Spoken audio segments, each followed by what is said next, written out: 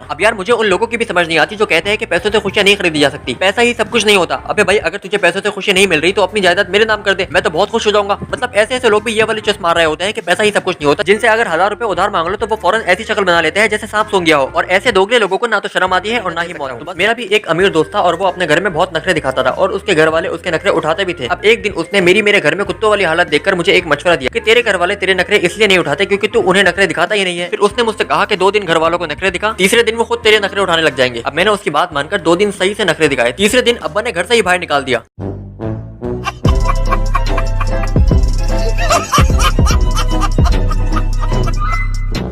काहे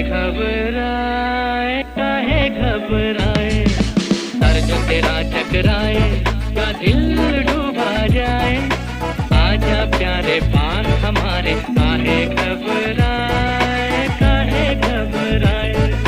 हाँ तो कैसे कट रही है आपकी जिंदगी। तो आज हम बात करने जा रहे हैं अमीर और गरीब के रहन सहन की। अब यार मैं कोई ऐसी किसी भी बात नहीं करने वाला कि अमीर अमीर क्यों है और गरीब गरीब क्यों है। हम ऐसे बच्चों वाली बात हरगिज नहीं करने वाले, बल्कि हम बात करेंगे कि अमीर और गरीब की जिंदगी में क्या फर्क है। तो करना परेशान हो गए हम लोग 2.5 साल से। अमीर लोग कैसे रहते हैं और मैं कैसे रहता हूँ। मैं अपनी बात इसलिए कर रहा हूँ क्योंकि मुझसे बड़ा गरीब शायद ही इस दुनिया में कोई हो। मतलब मैं इतना गरीब हूँ कि एक बार तो मुझे गरीबों को वज़ीर-ए-आज़म बनने की भी ऑफर आ चुकी है। उनका भी कहना यह था कि आपसे बड़ा गरीब हमने आज तक नहीं देखा, इसलिए हम गरीबों की आपसे ज्यादा अच्छी कोई भी रहनुमाई नहीं कर सकता। और यार मैं पैसों से भले जितना भी गरीब क्यों ना हो, लेकिन दिल से उतना ही अमीर हूँ। मतलब जब भी कोई गरीब मेरे पास पैसे मांगने आता है तो मैं उसे कभी भी खाली हाथ नहीं जाने देता, बल्कि उसे हमेशा कुछ ना कुछ दुआ देकर भेजता हूँ। अब पैसे मेरे पास होते नहीं है, वरना वो भी जरूर देता। अब तो मेरी ऐसी कंडीशन हो गई है कि जब भी कोई भिखारी मेरे दरवाजे पर इमदाद मांगने आता है तो वो मेरी हालत देखकर उल्टा मुझे ही इमदाद देकर चले जाता है। अब कुछ लोग तो ये समझते हैं कि अमीर और गरीब की जिंदगी में कोई फर्क नहीं होता, बल्कि वो दोनों एक जैसे ही जिंदगी जीते हैं। हाँ भाई जाहिर सी बात है, दोनों इंसान है तो एक जैसी ही जिंदगी जिएंगे ना। हमने कब कहा कि गरीब मुंह से बोलता है और अमीर कहीं और से बोलता है। भाई दोनों सांस लेते हैं, दोनों बीमार होते हैं और दोनों मरते भी हैं, बस इनके रहने का तरीका अलग होता है। और हम इस वीडियो में उसी तरीके की बात करने जा रहे हैं। अभी मजा आएगा ना भिड़ो। अब अमीरों के बच्चे जब खाना नहीं खाते तो उनके घर वाले उनसे कहते हैं कि बेटा खाना क्यों नहीं खा रहे, कोई टेंशन है, मसला है, कोई परेशान कर रहा है मेरे बेटे को। जबकि ऐसा तो कुछ होता भी नहीं है, बल्कि वो तो पहले ही बाहर से खाना बंद कर आता है तो घर में कद्दू कुछ खाएगा, लेकिन फिर भी उसके घर वाले उसे जबरदस्ती ठुसा देते हैं। लेकिन जब हम खाने के लिए मना कर देते हैं तो हमारे घर वाले तो हमसे दूसरी बार पूछते तक नहीं है, उल्टा ताना मारते हैं कि जब खुद कमाएगा तो पता चलेगा। अरे भाई एक बार पूछ तो लो कि मैं खाना क्यों नहीं खा रहा। बुरा लगता है भाई, आप लोग भी जानते हो। अब अमीर लोग जब शॉपिंग पर जाते हैं तो वो एक साथ पूरी ड्रेसिंग किट खरीद लेते हैं, मतलब पैंट शर्ट शूज सब एक साथ ही खरीद लेते हैं। लेकिन हम ये सब चीजें एक साथ नहीं खरीद सकते, इसलिए एक एक करके खरीदते हैं। लेकिन उसमें भी बड़ी दुश्वारी आती है। मतलब जब पैंट खरीदते हैं तो शर्ट फट जाती है, और जब शर्ट खरीदते हैं तो शूज फट जाते हैं, और जब शूज भी खरीद लो तो सॉक्स फट जाते हैं, और जब सारी चीजें एक साथ खरीदने जाओ तो ऐसी चीज फट जाती है जो मैं आपको यहाँ बता भी नहीं सकता।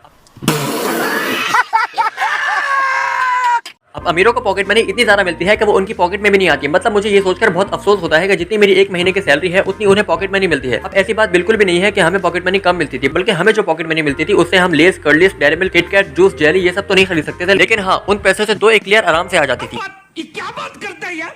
और यार मैं आपको एक मशवरा देना चाहता हूँ कि अगर आप मिडिल क्लास फैमिली से हो तो कभी भी अमीरों से दोस्ती मत करना, क्योंकि फिर तुम्हें इसकी बहुत बड़ी कीमत चुकानी पड़ती है। और मैं तुम्हें इस बात का एक जिंदा रीजन दे सकता हूँ। मेरा भी एक अमीर दोस्त था और वो अपने घर में बहुत नखरे दिखाता था और उसके घर वाले उसके नखरे उठाते भी थे। अब एक दिन उसने मेरे घर में कुत्तों वाली हालत देखकर मुझे एक मशवरा दिया कि तेरे घर वाले तेरे नखरे इसलिए नहीं उठाते क्योंकि तू उन्हें नखरे दिखाता ही नहीं है। फिर उसने मुझसे कहा कि 2 दिन घर वालों को नखरे दिखा, तीसरे दिन वो खुद तेरे नखरे उठाने लग जाएंगे। अब मैंने उसकी बात मानकर 2 दिन सही से नखरे दिखाए, तीसरे दिन अब्बा ने घर से ही बाहर निकाल दिया।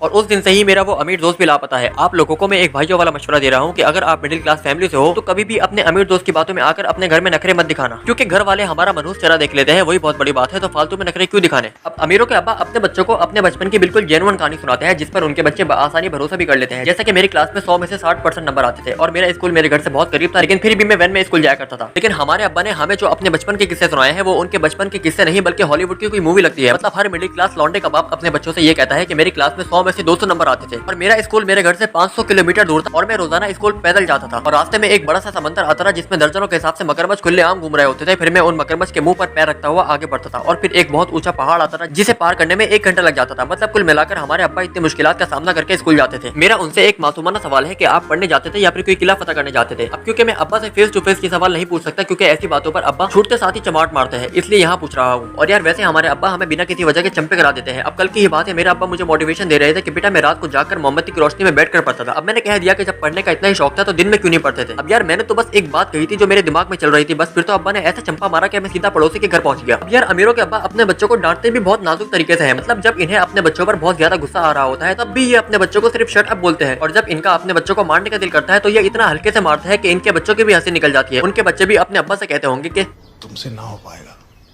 लेकिन हमारे अब्बा तो एक चमाट में ही बंदे को बेहोश कर देते हैं और फिर हमारी आंख सीधा जन्नत में खुलती है या फिर दोज़ख में, डिपेंड ऑन योर अमाल। अब अमीर लोग गर्मियां भी बहुत मजे से एंजॉय करते हैं, मतलब ये लोग एसी वाले चिल कमरे में बैठे होते हैं और स्टेटस डाल रहे होते हैं कि आई लव समर। अबे भाई हमसे पूछो, घर में एक ही पंखा है वो भी हाथ से घुमाना पड़ता है क्योंकि पूरे दिन लाइट तो होती ही नहीं है। और जैसे ही गर्मियां स्टार्ट होती है तो अमीर लोग मरी गिलगित हुंजा जैसी जगह पर घूमने चले जाते हैं और हम गरीब लोग किसी ऐसे रिश्तेदार का घर ढूंढते हैं जिसके घर में एसी लगा हुआ हो, और उन रिश्तेदारों का नंबर भी हम ऐसा ही सेव करते हैं कि कुलसुम पुप्पो एसी वाली, शबीर मामू एसी वाले, और फिर वो रिश्तेदार भी हमारा नंबर ऐसे ही सेव करता है कि खतीजा मुफ्त की हवा खाने वाला। अब अमीरों के घर में हर रूम में एक एसी लगा हुआ होता है, यहाँ तक कि वॉशरूम में भी एक एसी होता है, लेकिन हमारे तो पूरे घर में एक ही एसी लगा हुआ है और वो भी चलाने में हमारी फट रही होती है कि कहीं 25-30 हजार का बिल ना आ जाए। और दिन में तो हम वैसे भी एसी नहीं चलाते, और जब अपने दिल को मजबूत करके चला भी लेते हैं तो लाइट ही चली जाती है। खैर मैं इलेक्ट्रिक वालों की बिल्कुल बात नहीं करने वाला क्योंकि मैं इन्हें पहले ये बहुत अदब एहतराम से रोस्ट कर चुका हूँ। आई बटन में वीडियो आ रही होगी, अगर दिल करे तो देख लेना। अब यार मुझे उन लोगों की भी समझ नहीं आती जो कहते हैं कि पैसों से खुशियां नहीं खरीदी जा सकती, पैसा ही सब कुछ नहीं होता। अबे भाई अगर तुझे पैसों से खुशी नहीं मिल रही तो अपनी जायदाद मेरे नाम कर दे, मैं तो बहुत खुश हो जाऊंगा। मतलब ऐसे ऐसे लोग भी ये वाली चुस मार रहे होते हैं कि पैसा ही सब कुछ नहीं होता, जिनसे अगर 1000 रुपए उधार मांग लो तो वो फौरन ऐसी शक्ल बना लेते हैं जैसे सांप सूंघ गया हो। और ऐसे दोगले लोगों को ना तो शर्म आती है और ना ही मौत। तो बस यार इस वीडियो में इतना ही, मिलते हैं नेक्स्ट वीडियो में। अल्लाह हाफिज़।